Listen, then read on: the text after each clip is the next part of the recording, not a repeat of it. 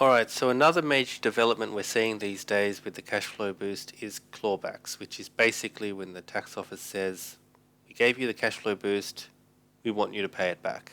And we're seeing quite a few people get this. Now, it seems to be happening to people who've had a contentious experience getting the cash flow boost in the first place. So these are people who've had to write in to say, I need to get my cash flow boost, who've had to argue with the tax office, who've had to call them and ultimately go through a review process or something like that.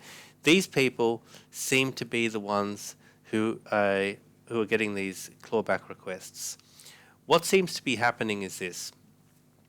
People have been lodging their business activity statements, having tax debts, PAYG, GST, whatever it might be, not paying them because they're expecting to get the cash flow boost, arguing with the tax office about it, and then finally getting a cash flow boost.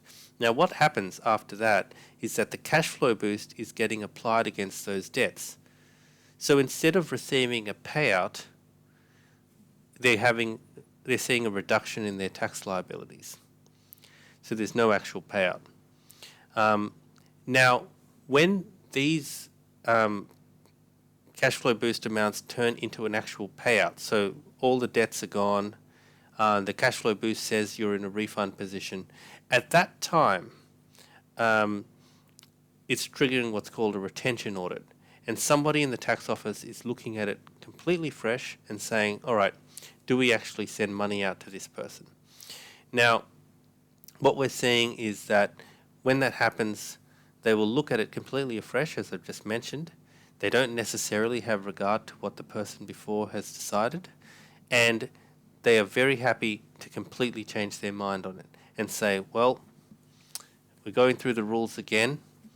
Maybe we have more wisdom and experience now, or whatever it might be, but we want you to pay it back, and we're starting to see that. Now, if that happens to you, what are your choices? Obviously, you can object, and then say, well, we do qualify, and give them the reasons why. Hopefully, you can rely on the original reasons, and that's one choice. The other one is obviously to just pay it back. If you're a particularly nervous person, you might want to just keep the money aside somewhere just in case you're asked to pay it back, and just kind of see how it goes until you feel like enough time has passed for it to be safe. Anyway, that's our update. If you've got any questions, feel free to reach out. Let me know.